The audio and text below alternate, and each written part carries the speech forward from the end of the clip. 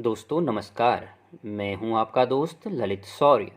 कल अपने ब्लॉग में मैंने जिस कहानी का जिक्र किया था, आज वो कहानी आप सभी के सामने प्रस्तुत है। कहानी का शीर्षक है शेरू को मिला सबक। हम आखिर कब तक डर डर कर जिएंगे? हमें कुछ करना होगा। अगर हम सब ने मिलकर समाधान नहीं निकाला तो चंदन वन पर बड़ी आफत आ जाएगी। यहाँ कोई भी जानवर जिंदा नहीं बच पाएगा। सभी उस शेरू के निवाले बन जाएंगे। वह एक एक कर हम सभी को खा जाएगा। हीरू हिरण ने कहा। हीरू ठीक कहता है, हमें कुछ तो करना पड़ेगा।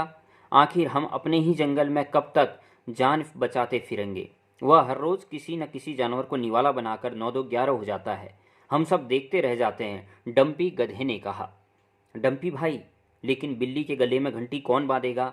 इतना बड़ा रिस्क कौन लेगा? शेरू से हमें कौन बचाएगा? चीकू खरगोश ने कहा। शेरू से लड़ने और बचने की बात हो रही है और तुम बिल्ली की बात कर रहे हो। मैं कहाँ से आ गई बीच में? बिल्लो बिल्ली ने सर खुजाते हुए पूछा। अरे मैं तुम्हारी बात नहीं कर रहा, ये तो कहावत है। तुम ही बताओ, इतना कठिन काम कौन करेगा?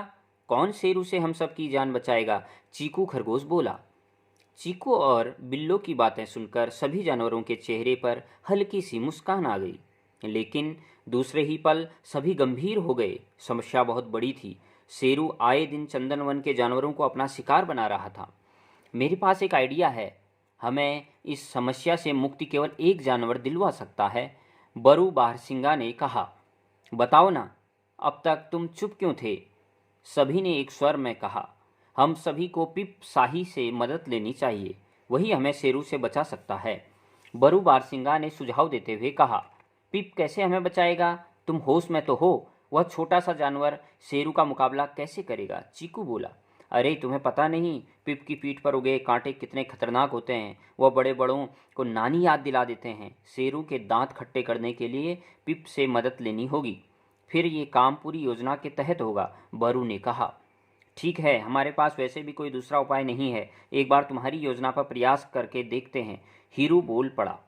सभी जानवर ने हीरू की हाँ में हाँ मिला ली। सभी एक साथ पीप के घर पहुंचे। पीप को समस्या बताई। पीप भी शेरू के आतंक से भली भांति परिचित था। पीप, अब तुम और तुम्हारे रिश्तेदार ही हमारी मदद कर सकते हैं। हमारा चंदनवन हमेशा आप सभी का आभारी रहेगा, बरू ने कहा। ठीक है, लेकिन ये सब कैसे होगा? योजना तो बताओ, पीप ने कहा। बरू ने पिप के कान में फुसफुसाते हुए पूरी योजना बता दी। बरू मुस्कुराया। योजना को सीक्रेट रखा गया ताकि खबर शेरू तक न पहुंच सके। अगले दिन शाम होते ही चंदन वन की सीमा में कक्कू कौवा मंडराने लगा। उसकी पैनी नज़र हर हलचल पर थी। अचानक कक्कू की नज़र शेरू पर पड़ी। वह दबे पांव चंदन वन की सीमा में घुसने का प्रयास कर रहा था। ये देखते ही कक्कू 3 बार काव काव कर चिल्लाया। उसके चिल्लाते ही पीप और उसके परिवार के 15 सदस्यों ने शेरू पर कांटों की बरसात करनी शुरू कर दी। अचानक हुए इस हमले से शेरू घबरा गया। उसका चेहरा और पूरा शरीर कांटों से छलनी हो चुका था। उसके शरीर से खून की धार बहने लगी थी। वह बड़ी मुश्किल से अपनी जान बचाकर सिर पर पांव रखकर भाग खड़ा हुआ। ये देखकर सभी जानवर भी वहां आ गए। सभी ने खूब तालियां बजाई। जंगल के जानवरों ने पीप और उसके पूरे परिवार को पीठ पर उठा लिया और उन्हें पूरे जंगल में घुमाया। अंत में बरू और सभी जानवरों ने उनका आभार व्यक्त किया। बरू बोला, आज आप लोगों के सहयोग से शेरू को बड़ा सबक मिला है। अब वह कभी भी मुड़कर चंदन वन की ओर नहीं देखेगा। आज सबको पता चल गया कि डर कर नहीं बल्कि लड़कर समस्या का समाधान निकाला जा सकता है। बरू की बात सुनकर चीकू को भी जोश आ गया। वह उछलते कूदते हुए कहने लगा, आखिर डरना क्यों?